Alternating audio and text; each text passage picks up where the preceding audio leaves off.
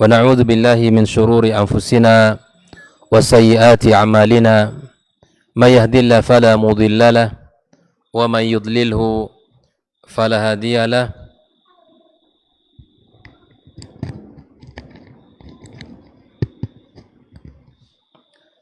أشهد أن لا إله إلا الله وحده لا شريك له وأشهد أن محمدا عبده ورسوله الذي بلغ الرسالة وأدى الأمانة وناصح الأمة وجاهد في الله حق جهاده فصلوات ربه وسلامه عليه يا أيها الذين آمنوا اتقوا الله حق تقاته ولا تموتن إلا وأنتم مسلمون أما بعد فإن أصدق الحديث كتاب الله وخير الهدى هدى محمد صلى الله عليه وسلم وشر الأمور محدثاتها وكل محدثة بدعة وكل بدعة ضلالة. Kaum muslimin, kaum muslimat, hadirin hadirat, saudara-saudari dimanapun berada, alhamdulillah kita bersyukur kepada Allah Subhanahu wa taala. Malam ini kita kembali bisa dipertemukan Allah, bisa duduk dalam majelis yang mulia ini, majelis ilmu kita, yang mudah-mudahan langkah kaki Bapak Ibu semua dicatat sebagai satu kebaikan di sisinya, dan satu kaki lagi merupakan pelebur dari dosa-dosa di sisi Allah Subhanahu wa taala. Kemudian ucapan salawat dan salam untuk Nabi kita yang mulia sallallahu alaihi wasallam.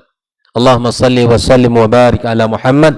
Mudah-mudahan kita semua mendapatkan syafaatnya pada hari kiamat kelak, pada hari di mana tidak bergunanya harta, tidak bergunanya seluruh kekayaan kita, dan tidak lagi bisa kita banggakan anak dan keturunan kita, kecuali orang-orang yang datang dengan hati yang penuh dengan keimanan kepadanya, orang yang datang penuh dengan tauhid yang bersih tanpa ada kesyirikan kepada Allah Subhanahu wa taala. Ikhwatul iman, malam ini kita akan membaca dan mempelajari pesan-pesan para ulama yang kita ambilkan dari sebuah buku, yaitu yang bertemakan pokok-pokok dasar yang harus ada, yang harus dibangun di saat kita beriman kepada Allah Subhanahu wa taala. Setiap orang yang beriman kepada Allah maka mesti memenuhi pokok-pokok dasar ini yang menjadi landasan keimanannya kepada Allah Subhanahu wa taala. Di sini disebutkan ada enam pokok yang harus dibangun. Ada 6 dasar yang harus menjadi pijakan terhadap keimanan kita. Ketika kita beriman kepada Allah Subhanahu wa taala, maka yang 6 ini harus ada agar keimanan kita kepada Allah menjadi iman yang benar, keimanan yang bersih, jauh dari kesyirikan, jauh dari penyimpangan, jauh dari segala pemikiran-pemikiran yang menyesatkan. Ikhwani wa akhwati fiddin, yang pertama adalah al-kufru bit-taghut. Kita kufur kepada at-taghut, kita jauhkan dalam kehidupan kita. Yang kedua, al-imanu bil ghaib, iman kepada perkara gaib. Yang ketiga, al-qiyamu bi muqtada at-taklif bimtithalil awamir wajtinabin nawahi, melaksanakan syariat sesuai dengan aturan, menjalankan perintah-perintah Allah dan menjauhkan seluruh larangannya. Yang keempat, al-ikhlasu lillahi fil ibadah, ikhlas di dalam beribadah kepada Allah. Yang kelima, sidqu mutaba'atin Nabi sallallahu alaihi wasallam, benar-benar kita jujur di dalam mengikuti Nabi sallallahu alaihi wasallam. Dan yang terakhir, al-ilmu. Ada 6 yang menjadi dasar ya ketika kita beriman kepada Allah, harus kita bangun dengan 6 pondasi ini di saat kita beriman kepada Allah Subhanahu wa taala. Kita akan bahas satu persatu. Yang pertama, al-kufru bit-taghut. Di mana seseorang yang harus beriman ya ketika dia beriman kepada Allah Azza wa Jalla, meyakini akan adanya Allah, bersaksi bahwa Allah adalah sebagai Rabb-Nya, maka sebagai konsekuensi dalam kehidupan orang beriman, maka dia harus tinggalkan seluruh sembahan selain Allah Azza wa Jalla. Dia harus bersihkan dirinya dari segala bentuk sesembahan selain Allah Subhanahu wa taala. Kalau kita perhatikan Al-Qur'anul Karim, kita akan dapatkan beberapa ayat-ayat yang menjelaskan tentang bab ini. Bahkan Allah Subhanahu wa taala mendahulukan penyebutan al-kufru bit-taghut. Kufur kepada at-taghut, didahulukan penyebutan tersebut, mendahulukan penyebutan al-kufru bit-taghut daripada iman kepada Allah. Hal ini menunjukkan betapa di saat kita mengaku iman kepada Allah, beriman kepadanya, maka kekufuran atau segala bentuk penyembahan selain Allah harus kita bersihkan. Hal ini dijelaskan oleh Allah Subhanahu wa taala di dalam surat Al-Baqarah ayat 256. Faman yakfur bit-taghut, barang siapa yang kufur kepada taghut, wa yu'min billah, dan beriman kepada Allah, faqad istamsaka bil urwatil wuthqa la infisama laha wallahu sami'un alim. Barang siapa yang kufur kepada taghut, Allah mendahulukan penyebutan ini.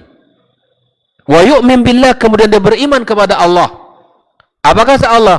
Faqad istamsaka bil urwatil wuthqa, dia sungguh telah memegang ikatan yang kuat. Dua hal yang harus terpisah. Antara iman kepada Allah dengan kufur kepada at-taghut. Tidak boleh ada di saat seseorang beribadah kepada Allah, dia juga beribadah kepada yang lain. Itu tidak boleh ada. Maka di sini para ulama mengatakan sebuah syarat yang harus ada. Dia beriman kepada Allah, mesti dia menjauhkan at-taghut. Ayat yang kedua, ikhwafillah, yang menunjukkan Allah mendahulukan kalimat at-taghut daripada iman kepada Allah. Allah Subhanahu wa taala mengatakan dalam surat Az-Zumar ayat 17, walladzina ijtanibut taghut, orang-orang yang menjauhi taghut, ay ya'buduha wa anabu ilallahi lahumul busra fabashshir ibad. Dalam ayat ini Allah jelaskan bahwa orang-orang yang menjauhkan at-taghut dan mereka kembali kepada Allah Subhanahu wa taala, maka bagi mereka al-busra, kabar gembira bagi orang-orang yang kembali kepadanya. Maka para ulama mengatakan ketika Allah mendahulukan kalimat al-kufur terhadap taghut daripada kalimat iman kepada Allah, ini menunjukkan bahwa at-tathhir muqaddam ala tazkiyah, membersihkan jiwa kita dari seluruh kotoran-kotoran kesyirikan, kotoran-kotoran at-taghut, seluruh najis dan keyakinan-keyakinan yang batil, itu mesti didahulukan semuanya daripada iman kepada Allah Subhanahu wa taala. Jelas ya? Makanya ada istilah oleh para ulama, at-takhliyah qabla at-tahalli. Bersihkan dulu baru dihiasi. Kita bersihkan jiwa kita dari segala bentuk kotoran, dari segala bentuk najis, segala bentuk dosa-dosa yang merupakan akan menghancurkan ketauhidan kita. Bersihkan itu semua, baru kita isi dengan ibadah kepada Allah Subhanahu wa taala. Biasanya jiwa yang sudah bersih akan mudah untuk taat kepada Allah. Orang jiwanya bersih, dia melakukan kebaikan apa saja akan mudah. Daripada jiwa orang yang kotor, jiwa orang yang bercampur antara hak dan yang batil, antara kesyirikan dan tauhid, itu sangat sulit. Tidak akan merasakan kenikmatan dalam ibadah kepada Allah Subhanahu wa taala. Namun, ikhwah fillah rahimakumullah, kalau tadi kita menyebutkan ada ayat-ayat yang didahulukan oleh Allah penyebutan al-kufur terhadap tauhid, baru disebutkan keimanan. Ada beberapa ayat seperti dalam surat An-Nahl ayat 36, Allah Subhanahu wa taala mendahulukan iman kepada Allah, baru kemudian disebutkan at-taghut. Allah katakan, wa laqad ba'atsna fi kulli ummatin rasulah. Sungguh kami telah mengutus pada setiap umat seorang rasul. Apa misi mereka? Ani ibudullah, agar mereka beribadah kepada Allah. Mereka menyeru umatnya untuk beribadah kepada Allah semata, wastanibut at-taghut, dan menjauhkan at-taghut. Makanya misi para rasul bukan mengajak kepada diri mereka, bukan mengajak untuk beribadah kepada mereka. Misi mereka adalah untuk mengajak umatnya beribadah kepada Allah, membersihkan akidah mereka dari segala bentuk kesyirikan-kesyirikan. Lalu kemudian mereka ajak umatnya untuk mengesahkan Allah Subhanahu wa taala. Di dalam hadis Rasulullah sallallahu alaihi wasallam juga mengatakan, man qala la ilaha illallah, barang siapa yang berkata la ilaha illallah wa kafara bima ya'bud min dunillah, dan dia kufur terhadap apa yang disembah selain Allah, haruma maluhu wa damuh, maka diharamkan harta orang itu dan darah orang tersebut. Artinya orang-orang yang mengucapkan la ilaha illallah itu darahnya, hartanya haram, tidak boleh ditumpahkan, dan hartanya tidak boleh diambil. Bayangkan, kalimat ini akan menyelamatkan nyawa seseorang dan juga menyelamatkan harta kekayaan seseorang. Makanya barang siapa yang memahami hadis ini, maka dia tidak akan mau untuk mencuri barang orang, mengambil yang bukan hak dia, dan dia tidak mudah untuk menumpahkan darah orang, karena dia faham sebagai bentuk konsekuensi daripada la ilaha illallah, darah orang lain itu sangat berharga, ya, sangat berharga. Nyawa orang lain sangat berharga. Wa hisabuhu 'ala Allah, sedangkan hitungannya, hisabnya ya kepada Allah Subhanahu wa taala. Ikhwan fillah rahimakumullah, inilah ayat-ayat ya yang menyebutkan di mana Allah Subhanahu wa taala mendahulukan iman, ibadah kepadanya, baru kemudian disebutkan at-taghut. Ikhwan fillah rahimakumullah, para ulama menafsirkan apa yang dimaksud dengan at-taghut di dalam beberapa ayat Al-Qur'anul Karim, dan apa pula yang dimaksud dengan at-taghut di dalam penyebutan oleh Rasulullah sallallahu alaihi wasallam. Al-Imam Ibnu Jarir At-Tabari menyebutkan bahwa di antara makna at-taghut yang pertama adalah as-syaitan. Orang yang beriman kepada Allah, maka dia harus menjauhkan syaitan. Yang kedua, yang dimaksud dengan at-taghut adalah as-sahir. Itu para penyihir, orang-orang tukang sihir, itu disebut dengan at-taghut. Yang ketiga, al-kahin, yaitu para kahin, al-kahana, dukun, disebut juga dengan taghut.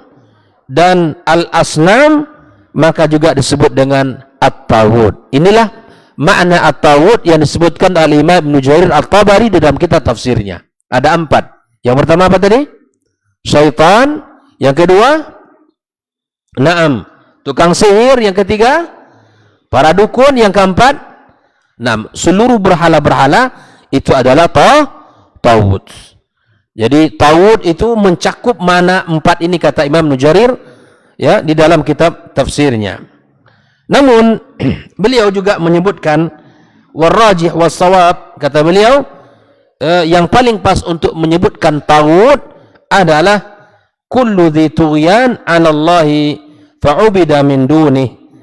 Segala sesuatu yang melampaui batas di sisi Allah, sebagaimana dijadikan sebagai sembahan, maka itu adalah taghut. Artinya tidak hanya yang 4 ini saja, tidak hanya syaitan, tidak hanya tukang sihir, tidak hanya para dukun, dan juga tidak para ataupun berhala-berhala, apapun namanya, baik itu binatang, baik itu pohon, baik itu batu, ataupun matahari, bulan, jika itu disembah disebut dengan at-taghut.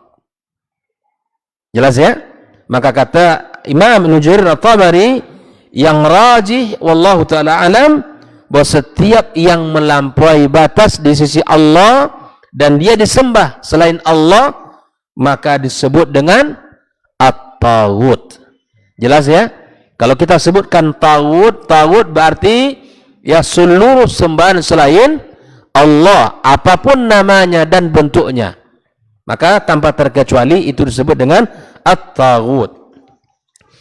Ya fillah rahimakumullah. Ya. Kum fi Rasulillahi uswatun hasanah. Afwan, qad kanat lakum uswatun hasanatun fi Ibrahim walladzina ma'ahu. Telah terdapat pada diri Ibrahim alaihissalam uswah hasanah bagi kalian.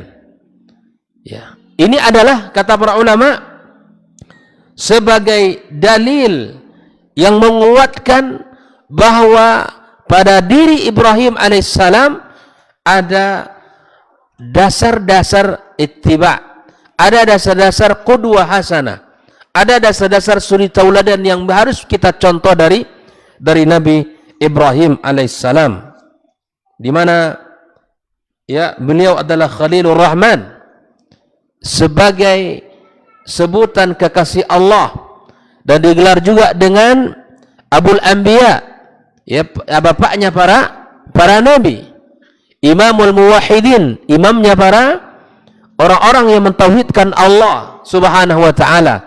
Karena Ibrahim ya berhadapan dengan seorang ayah yang ya kufur kepada Allah Subhanahu wa taala, bahkan dia yang membuat berhala-berhala yang harus dijual oleh Ibrahim alaihissalam.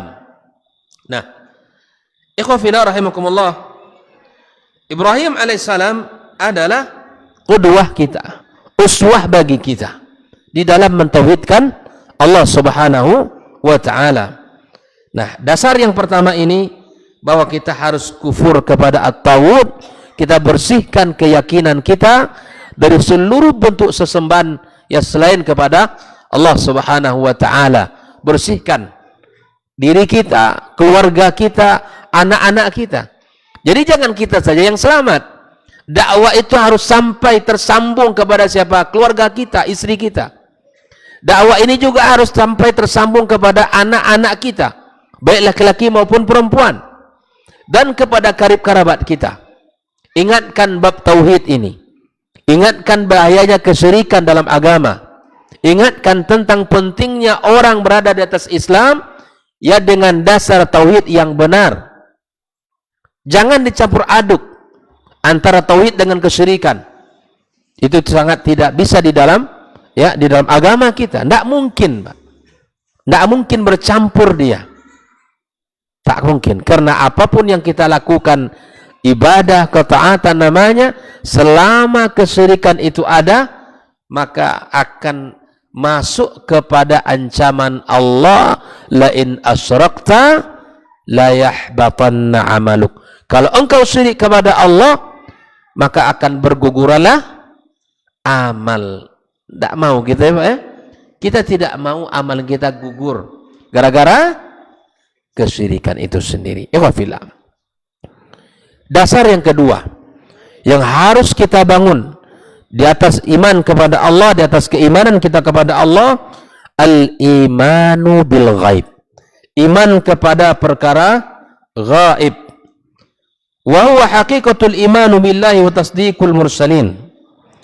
Allah Subhanahu wa taala telah menyebutkan di awal surat Al-Baqarah tentang sifat yang dimiliki oleh orang-orang yang bertakwa kepadanya. Allah telah menyebutkan di awal surat Al-Baqarah sifat dan ciri orang-orang yang bertakwa. Alif Lam Mim. Dzalikal kitabu la raiba fihi hudan lil muttaqin. Alkitab huwa Al-Quran, yang merupakan asas tertinggi di dalam ilmu, di dalam konsep pendidikan, di dalam beragama. Al-Quran menjadi rujukan kita. Fihi, di dalam Al-Quran itu, hudan, ada petunjuk. Ada petunjuk yang harus kita ambil. Dan ternyata petunjuk itu akan bisa diambil oleh siapa? Orang-orang yang bertakwa. Al-Quran sejak Allah turunkan sampai hari ini dia petunjuk. Bahkan Allah katakan la raiba fi, tidak ada keraguan di situ. Wala satu huruf, wala satu ayat, tidak ada keraguan. Maka siapapun yang menginginkan petunjuk, pelajarilah Al-Quran. Dan inilah tujuan pendidikan Islam, agar anak-anak kita mendapatkan petunjuk, agar kita orang tua mendapatkan petunjuk, agar kita seorang muslim mendapatkan petunjuk. Maka ternyata petunjuk itu hanya didapati oleh orang-orang yang bertakwa kepada Allah Subhanahu wa ta'ala. Nah, apa ciri-ciri orang bertakwa? Alladzina yu'minuna bil ghaib. Mereka yang beriman kepada yang gaib. Di antara yang gaib itu siapa? Allah Subhanahu wa ta'ala. Tidak nampak oleh kita, ya, tidak tahu kita, ya, kecuali Allah sebutkan sifat-sifatnya, nama-namanya, dan kita kenali melalui itu. Termasuklah yang perkara gaib adalah Allah Subhanahu wa ta'ala. Namun kemudian kita merasakan adanya Allah dengan berbagai dalil Al-Quran dan Sunnah, bahkan dalil-dalil secara akli juga bisa kita katakan bahwa Allah itu Subhanahu wa ta'ala itu sangat, ya, ada, dan kemudian kita yakin tentang keberadaannya.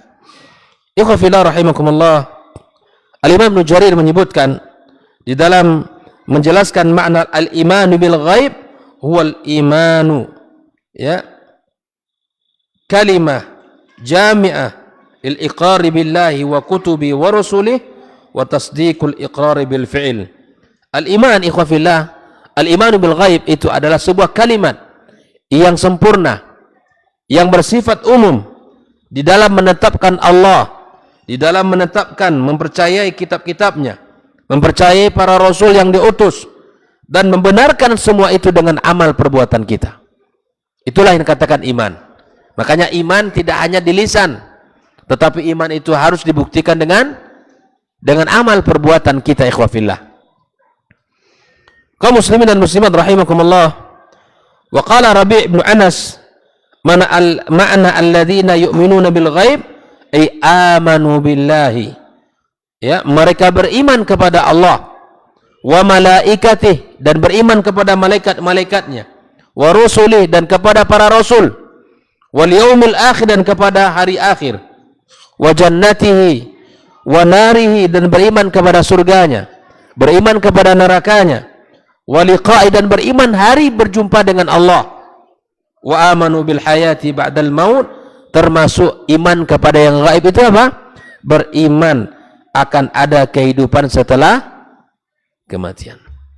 Ini cakupan iman kepada yang gaib itu. Yang pertama apa tadi? Beriman kepada Allah, beriman kepada malaikat, beriman kepada para rasul, beriman kepada yaumil akhir, beriman kepada surga, beriman kepada neraka, beriman di hari akan bertemu dengan Allah, dan beriman adanya kehidupan setelah kematian kita. Ya kan? Adanya kehidupan setelah kehidupan kita di dunia ini. Dan itulah kehidupan yang abadi. Maka ikhwafillah rahimakumullah, kehidupan setelah kehidupan kita di dunia ini harus kita persiapkan. Harus kita persiapkan. Kita safar untuk 3 hari saja, siapkan baju, siapkan uang, ya kan? Siapkan bahkan perlengkapan makanan. Hanya 3 hari. Perjalanan kita di hari akhir itu sangat panjang. Makanya kata para ulama ikhwafillah rahimakumullah, di antara Syekh bin Baz mengatakan tak ubahnya orang terhadap dunia ini seperti orang yang sedang bermimpi, setelah itu bangun. Setelah bangun baru dia sadar ternyata dia sedang bermimpi tadi. Kapan seseorang tahu bahwa dia lalai di dunia ini?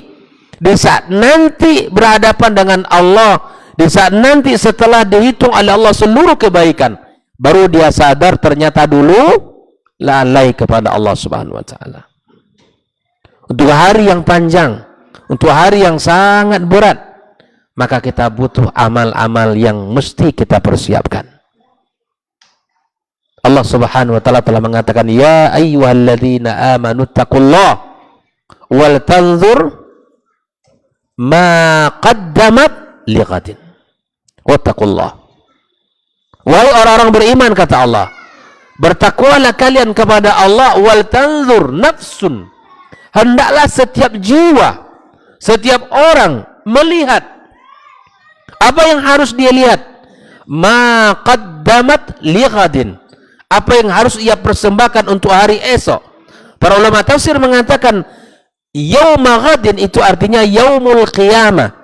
Walaupun hari kiamat disebut oleh Allah ya dengan sebutan yauma ghadin, hari esok, ini menunjukkan bahwa hari kiamat itu sangat dekat.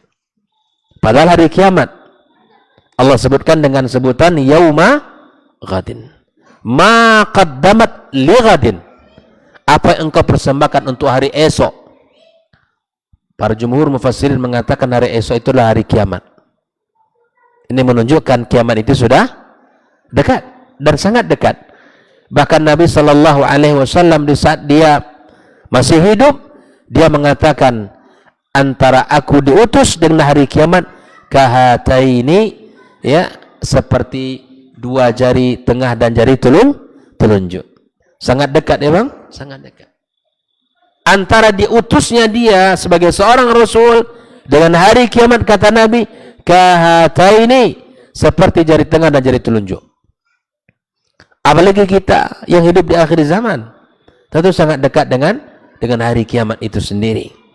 Ikhwafillah rahimakumullah. Inilah yang kedua, di mana kita ya harus menyadari di antara dasar-dasar ya iman kepada Allah yang harus kita bangun, di samping kufur kepada taghut, yang kedua adalah al-imanu bil ghaib, kita beriman kepada yang gaib. Naam. Ikhwafillah rahimakumullah, tentu penjelasan iman kepada Allah, iman kepada malaikatnya, kepada kitab-kitabnya, para rasul, itu membutuhkan penjelasan. Namun insyaallah akan kita ya cukupkan. Yang ketiga ikhwafillah, dasar-dasar yang ketiga adalah al-qiyamu bi muqtadat taklif. Kita menjalankan sesuai dengan perintah. Agama ini harus sesuai dengan perintah. Syariat ini harus dilaksanakan sesuai dengan perintah. Ya. Beban yang telah Allah berikan, lakukan. Kita disuruh salat. 5 waktu semalam lakukan itu. Jangan ditambah salatnya dan jangan dikurangi. Ya. Ini mentang-mentang subuh badan agak fit kan? Mantap, semangat, kuat. Subuh jangan 2 rakaat lah. Pagi ini ditambah menjadi 4 misalnya. Tidak boleh. Karena itu artinya tidak melaksanakan syariat sesuai dengan perintah. Ikhwafillah rahimakumullah. Allah Subhanahu wa taala telah mengatakan, "Wa ma khalaqtul jinna wal insa illa liya'budun." Tidak aku ciptakan jin dan manusia kecuali beribadah kepada Allah Subhanahu wa taala. Fa fi hadhil ayat ikhwafillah, dalam ayat ini bayanun lil hikmati syar'iyyah. Hikmah syar'iyyah allati khalaqa Allah min ajliha an-nas. Allah jelaskan hikmah syariat untuk apa Allah ciptakan manusia, adalah untuk beribadah kepada Allah Subhanahu wa taala, menjalankan agama sesuai dengan syariat, sesuai dengan perintah, sesuai dengan beban yang telah Allah berikan kepada kita. Allah juga katakan dalam surat At-Taubah, "Wa ma umiru illa liya'budu ilahan wahidan la ilaha illahu." Mereka tidaklah diperintahkan kecuali untuk beribadah kepada ilah yang esa. Ya, tiada ilah yang berhak disembah kecuali Allah Subhanahu wa taala. Dan masih banyak ayat-ayat yang lain yang berbicara tentang di mana kita diperintahkan hanya beribadah kepada Allah semata. Kaum muslimin dan muslimat rahimakumullah. Kemudian Allah Subhanahu wa taala mengingatkan kita, dan Rasulullah sallallahu alaihi wasallam juga mengingatkan kita agar di dalam ketaatan kita kepada Allah, di dalam menjalankan perintah-perintah Allah, jangan pernah kita menyelisihinya. Allah dan Rasulnya telah ingatkan, di dalam menjalankan agama ini jangan pernah kita menyelisihi Allah Subhanahu wa taala dan Rasulnya. Allah katakan, "Falyahdharil ladzina yukhalifuna an amrihi an tusibahum fitnah aw yusibahum adzabun alim." Makanya musibah yang menimpa umat ini, musibah yang menimpa kaum ini, maka itu akibat daripada kita menyelisih perintah Allah dan Rasulnya sallallahu alaihi wasallam. Maka selama kita taat, selama kita patuh, selama kita berpegang teguh kepada apa yang Allah sampaikan dan Rasul sallallahu alaihi wasallam ajarkan, insyaallah kita akan selamat. Tetapi selama umat ini menyelisihi perintah Allah, jauh dari agamanya dan jauh dari perintah-perintahnya, maka itu akan banyak musibah yang menimpa dan yang akan terjadi di tubuh umat ini. Rasulullah sallallahu alaihi wasallam telah mengatakan, kunci masuk surga. Nabi mengatakan, kullu ummati yadkhulunal jannata illa man aba. Seluruh umatku masuk ke dalam surga kecuali mereka yang enggan yang tidak mau. Qalu ya Rasulullah, para sahabat bertanya, wahai Rasul, wa man ya'ba? Siapa orang yang dianggap tidak mau masuk surga itu? Qal man ata'ani dakhalal jannah. Barang siapa yang taat kepadaku maka masuk surga. Wa man asani faqad aba. Yang mendurhakaiku maka sungguh dia telah enggan masuk. Dari hadis ini kita dapat pahami bahwa kunci masuk surga adalah mengikuti Rasulullah sallallahu alaihi wasallam, beriman kepadanya dan mengamalkan apa yang telah diajarkan olehnya sesuai dengan perintah, sesuai dengan dalil Al-Quran dan sunnah Nabi kita sallallahu alaihi wasallam. Kalau ditanya orang mau masuk surga, pasti jawabannya mau. Tapi usahanya untuk masuk surga terkadang belum tepat. Dia kira apa yang dilakukan selama ini, menjalankan ibadah sesuai dengan rasa dan kira-kiranya, itu sudah tepat. Yang penting kan ibadah kata mereka. Yang penting kan salat, yang penting kan zikir, yang penting kan baca Quran. Bahwa bentuk dan kaifiat itu tidak diperhatikan. Ini yang terkadang sering salah. Yang dibaca Al-Quran, Pak, yang disebut zikir, tahmid, takbir, tahlil, tapi terkadang tidak tepat pada bentuk ibadahnya, pada kondisi ibadah itu sendiri. Ini yang harus kita pahami. Maka itulah ibadah tidak boleh sesuai dengan selera kita.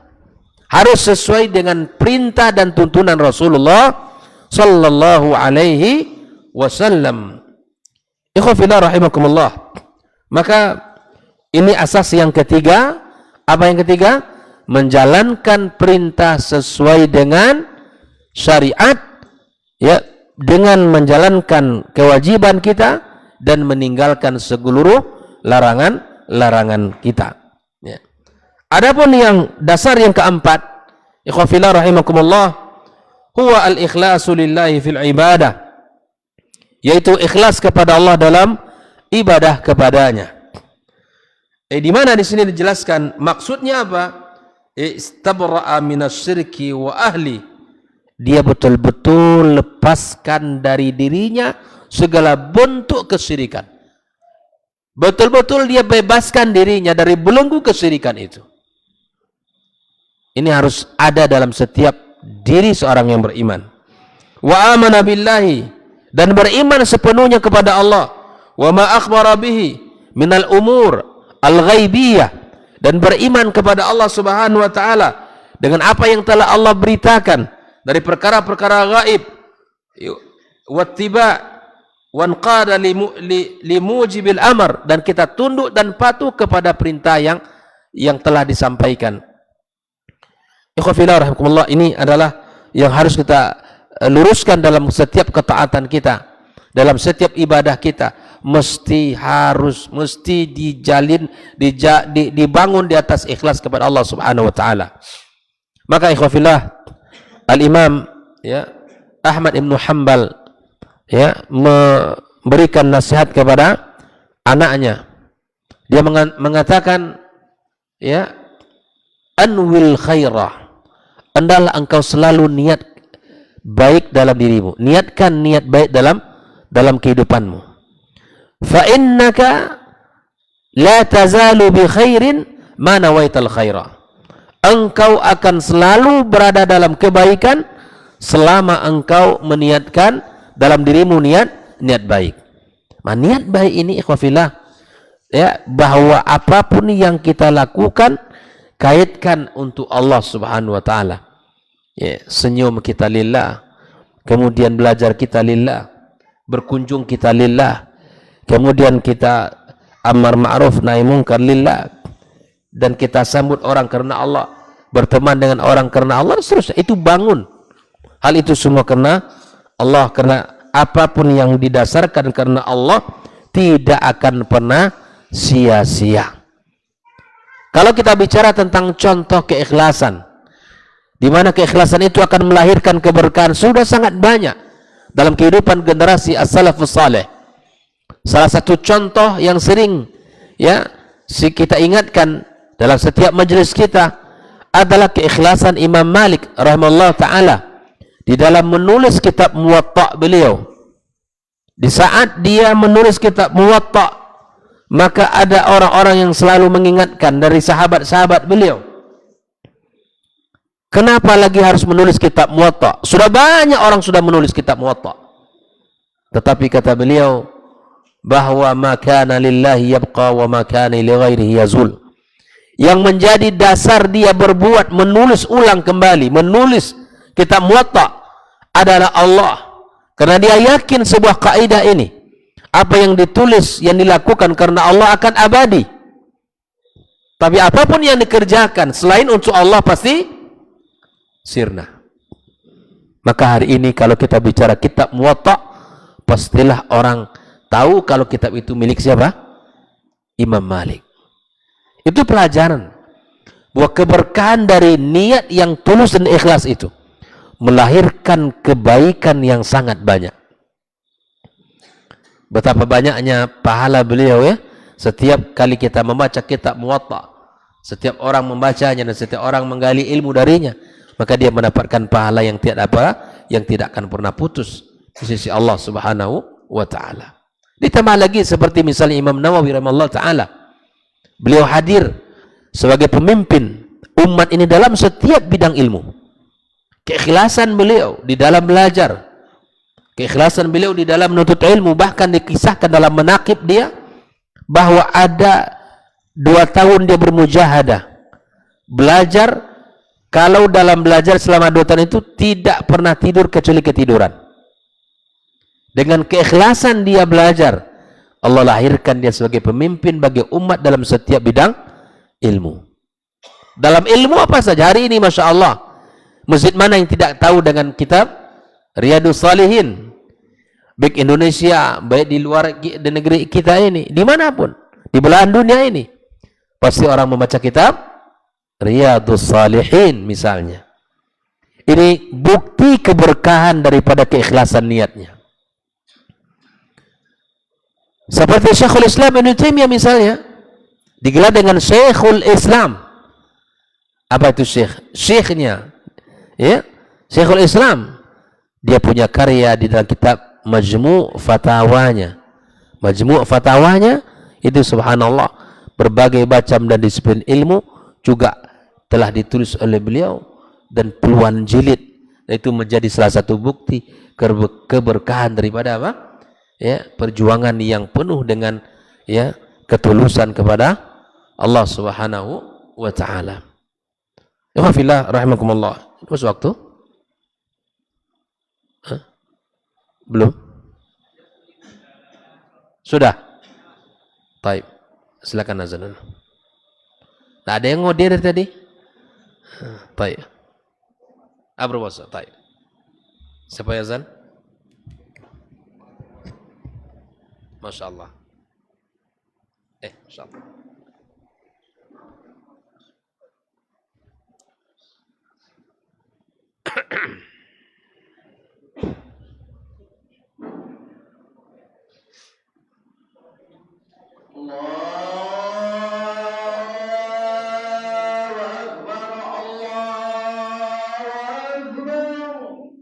Allahu Akbar. Allahu Akbar.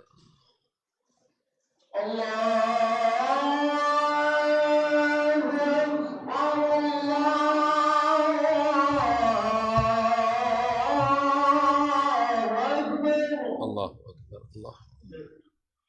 Asyhadu an la ilaha illallah.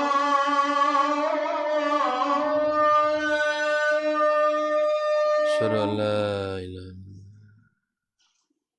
Asyhadu an la ilaha illallah.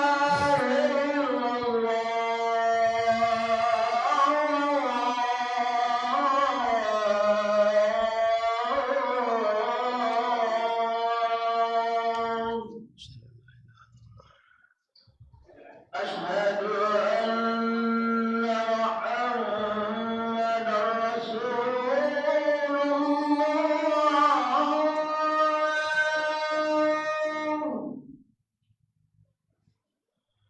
Asyhadu anna Muhammadar Rasulullah.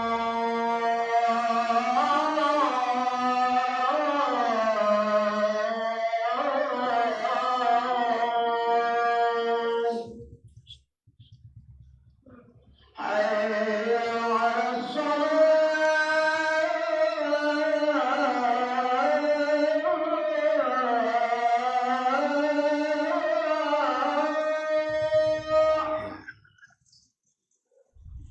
Hayya 'alas salah.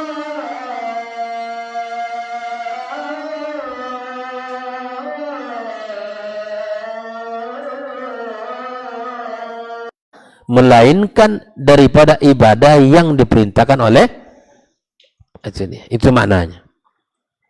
Kalau benar-benar kita beriman kepada Nabi kita sallallahu alaihi wasallam, maka kita tidak boleh beribadah ya kecuali dengan apa yang telah diajarkan oleh Rasulullah SAW.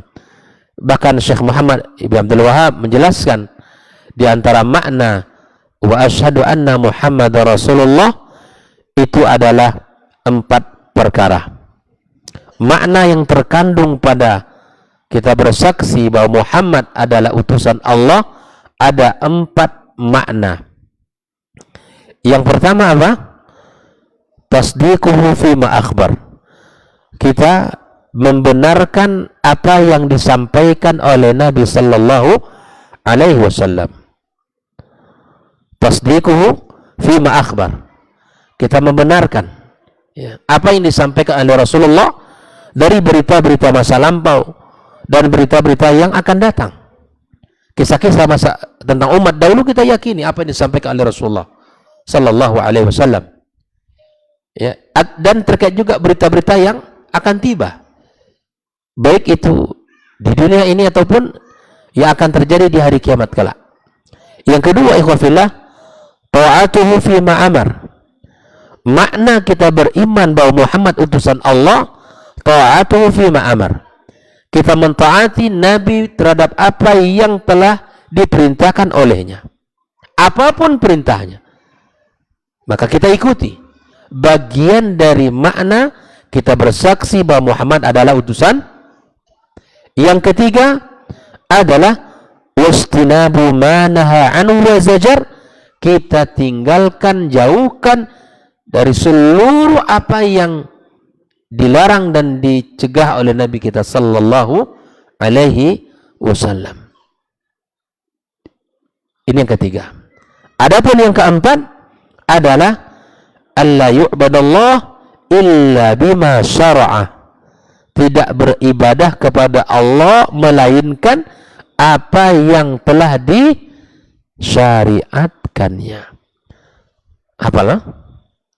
4 konsekuensi makna daripada saya bersaksi bahwa Muhammad adalah utusan. Yang pertama,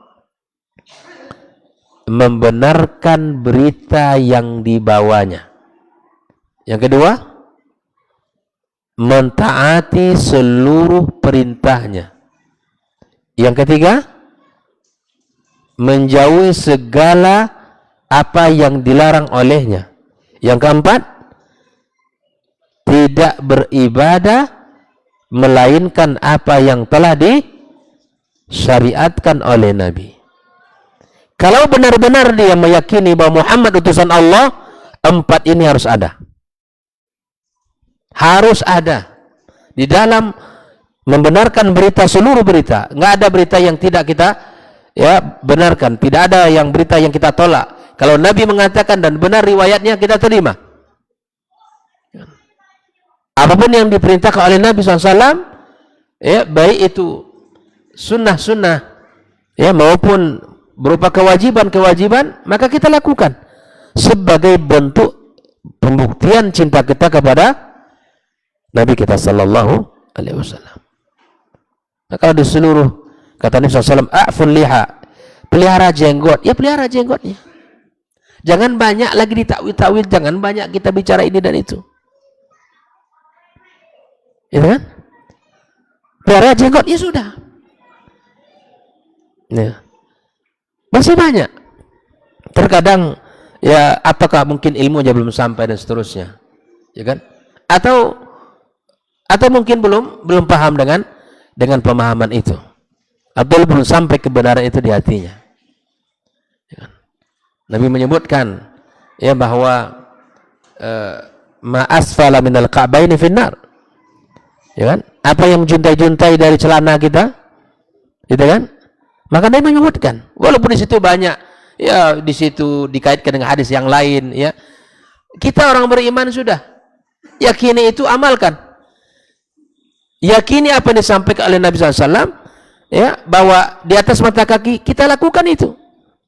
Celana kita, mungkin sarung kita atau jubah kita, ya sudah. Jadi bahas-bahas itu masih ada subhat. Ya, masih banyak ini dibahas selain itu lagi. Ini bagian pembahasan yang harus dibahas. Kalau tidak, siapa lagi yang membahas? Yang lain aja disampaikan, Ustaz. Masih ada seperti itu. Ujung-ujung kan khilafnya, Ustaz. Itu tanda lemah iman awak. Lemah iman awak. Kalau kita beriman kepada Nabi SAW, apa yang diperintahkan lakukan sudah. Apa yang disukai oleh Nabi kita buat. Bukankah kita ketika kita mengatakan kita cinta kepada pasangan kita, maka kita lakukan apa yang disukai oleh pasangan kita. Kalau doke umah lakan sampai di umah leh, tiba telepon, bang, belikan iko bang, kira-kira awak balik atau langsung ke rumah, balik ke rumah langsung atau awak cari permintaan kekasih awak, awak cari, ya kan, bukti awak sayang. Daripada kau bangi ke rumah bang ya, amu pilih mencari kan, Allah Ustaz. Bukan karena takut kena marah, tapi karena ingin membuktikan cintanya, kan begitu kan? Ya. Baik, ikhwah fillah rahimakumullah. Nah, ini adalah salah satu dasar yang harus ada di saat orang beriman kepada Allah, maka harus jujur di dalam ittiba kepada Nabi kita sallallahu alaihi wasallam. Harus ittiba. Ini harus sering kita bahas bab ini. Karena di dalam ittiba kepada Rasul itu ada kenikmatan, ada kelezatan, Ada keindahan dan ketenangan di dalam jiwa kita. Coba rasakan. Ketika betul-betul kita melakukan itu dalam rangka ittiba kepada Nabi SAW. Ada kenyamanan di hati, ada ketenangan di jiwa. Ada kelezatan. Sebagaimana ada rasa dalam sebuah makanan, ada kelezatan di dalam menjalankan perintah Nabi kita SAW. Coba rasakan. Dalam seluruh perintah Nabi, dan perintah yang telah diperintahkan oleh Allah kita lakukan dengan mengikuti contoh Nabi SAW, kita merasakan kenikmatan, kelezatan di dalam menjalankan perintah-perintah Allah Subhanahu wa Ta'ala itu. Ikhwan fillah rahimakumullah. Lalu kemudian Allah Subhanahu wa Ta'ala menyebutkan langsung di dalam satu ayat, menggabungkan antara keikhlasan kepada Allah di dalam beribadah dan ittiba kepada Nabi kita sallallahu alaihi wasallam. Allah katakan, "Faman kana yarju liqa'a rabbih," barang siapa yang ingin berjumpa dengan Rabbnya, "falya'mal amalan salihan." Hendaklah dia beramal dengan amal saleh. Itu tentu amal saleh yang penuh dengan keikhlasan. Wala yusyrik bi'ibadati rabbih ahada. Ya. Falyamal amalan salihan, tentu sesuai dengan ittiba, sesuai dengan perintah, sesuai dengan tuntunan, ajaran yang disampaikan oleh Rasulullah sallallahu alaihi wasallam, dan jauhkan kesyirikan. Itu artinya ikhlaskan ibadah kita hanya untuk Allah. Allah kumpulkan sekaligus. Jadi kalau ada orang yang bertanya mana dalilnya tentang ikhlas dan ittiba, sebutkan surah Al-Kahfi ayat 110 ini. Mana dalilnya harus ittiba dan ikhlas? Al-Kahfi 110.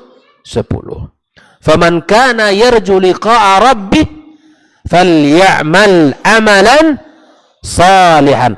Amal disebut itu amal saleh manakala sesuai dengan petunjuk Nabi sallallahu alaihi wasallam. Kalau tidak ada amal saleh namanya.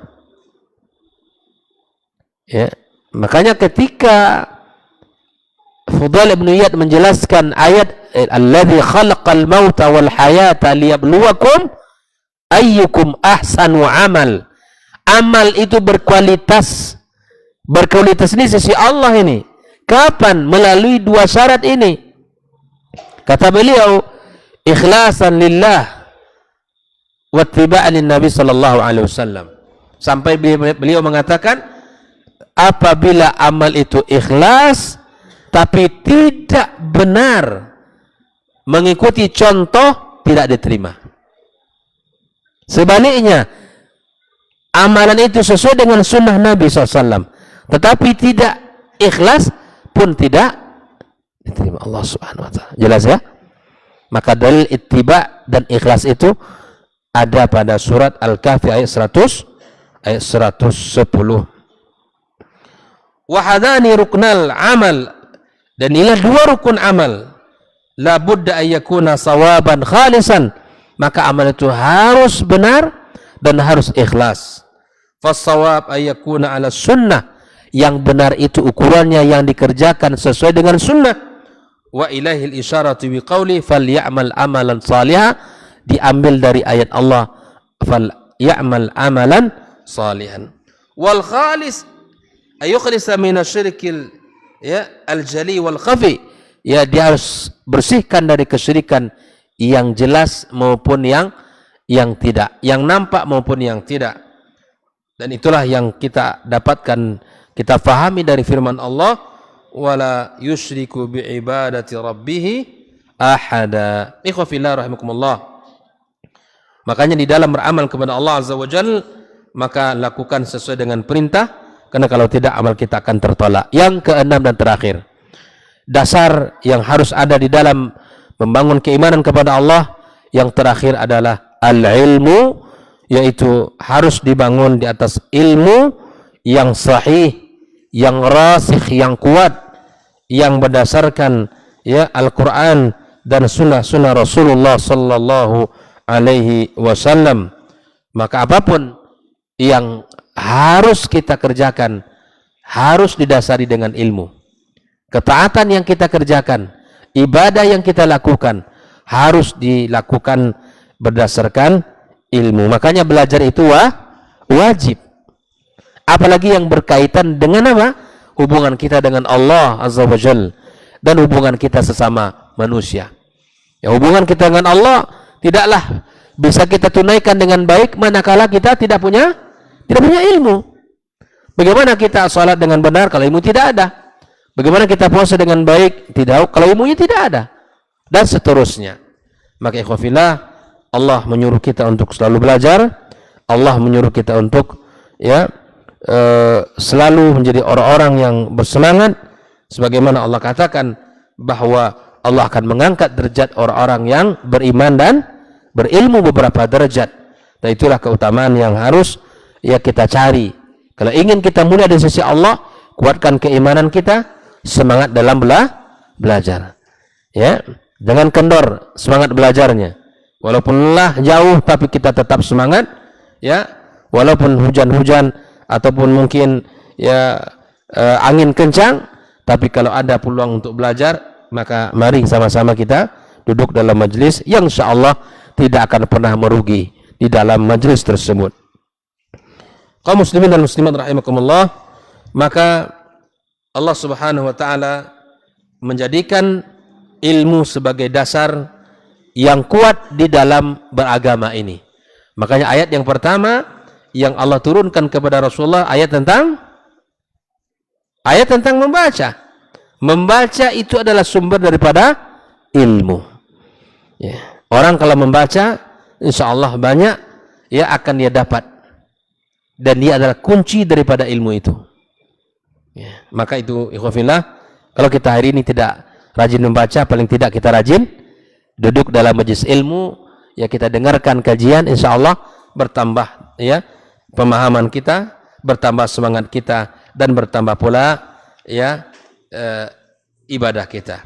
Saya akhiri dengan pesan Syekh Muhammad bin Abdul Wahab, i'lam rahimakallah, ketahuilah semoga Allah merahmati kamu, annahu yajibu alaina, maka wajib bagi kita ta'allumu arba' masail, wajib bagi kita untuk belajar 4 perkara ini. Yang pertama, yang wajib adalah al-ilmu. Yang wajib untuk kita ketahui, yang wajib untuk kita pelajari, al-ilmu huwa ma'rifatullah wa ma'rifatu nabiyhi wa ma'rifatu dini. Ilmu yang berkaitan dengan Allah, ilmu yang berkaitan dengan agamanya, dan ilmu yang berkaitan dengan nabinya. Jelas? 3 hal ini pun akan ditanyakan di alam barzah. Siapa Rabbmu, siapa nabimu, dan apa agamamu. Jelas? Ilmu ini paling pokok. Ilmu ini yang paling pokok. Dia hebat ilmu ini dan itu, tapi ilmu tentang Allah dan Rasulnya tidak tahu. Ilmu tentang Islam tidak tahu. Ya, ini bukan yang kita harapkan. Anak-anak kita didik mereka dengan ilmu yang wajib untuk diketahui, itu 3 ini. Yang kedua, setelah kita berilmu, maka bagian daripada kewajiban kedua, al-amalu bihi, mengamalkan ilmu. Jadi ilmu bukan hanya wawasan, ilmu bukan hanya untuk menambah ilmu pengetahuan kecerdasan, bukan. Tapi ilmu itu adalah wajib untuk kita amalkan. Bagian daripada ilmu itu adalah turunannya amal. Ilmu bukan untuk mendebat orang. Ilmu bukan untuk bangga-bangga. Ilmu bukan untuk menjadikan kita ini orang yang punya wawasan yang banyak. Enggak. Itu enggak dulu tuh. Tapi ilmu yang bermanfaat apa? Ilmu yang menghasilkan amal. Yang ketiga, kata Syekh Muhammad Abdul Wahab, yang wajib untuk kita pelajari setelah kita belajar, setelah kita mengamalkan, maka yang ketiga adalah ad-da'watu ilaihi. Apa itu? Kita mendakwahkan ilmu itu ke orang. Kita sampaikan, kita ajak orang, kita berikan ilmu ini kepada orang. Yang keempat adalah as-sabru 'alal adza fihi. Orang yang belajar kemudian mengamalkan, kemudian diajarkan ilmu itu ke orang, maka dalam proses mengajarkan itu adab paling pokoknya adalah ada yang keempat ini, kita bersabar dari cobaan dan ujian, celaan orang, hinaan orang, dan kita juga bersabar daripada banyak perkara-perkara yang tidak kita sukai. Dan Allah Subhanahu wa taala kumpulkan semua itu dalam sebuah firman-Nya, wal 'asr innal insana lafi khusr.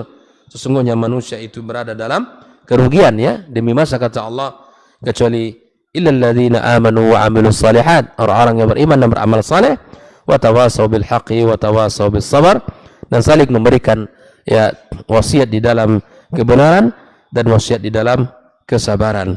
Maka dengan ini jelaslah bahwa agama ini harus dibangun di atas dasar ilmu, harus dibangun di atas dasar kitabullah dan sunnah Nabi sallallahu alaihi wasallam, dan kemudian kita amalkan di dalam kehidupan kita, keluarga kita, dan kemudian kita dakwahkan kepada orang, kita sampaikan nikmatnya Islam, nikmatnya sunnah ini, dan nikmatnya kita berada di atas syariat Allah Subhanahu wa taala yang sesuai dengan perintah Nabi, dan terakhir bersabar di dalam mendakwahkan kebaikan agama ini. Wallahu ta'ala alam. Wa sallallahu ala nabiyyina Muhammadin wa ala alihi wa sahbihi wa sallam. Wa subhanakallahumma bihamdika asyhadu an la ilaha illa anta astaghfiruka wa atubu ilaik. Wassalamu alaikum warahmatullahi wabarakatuh.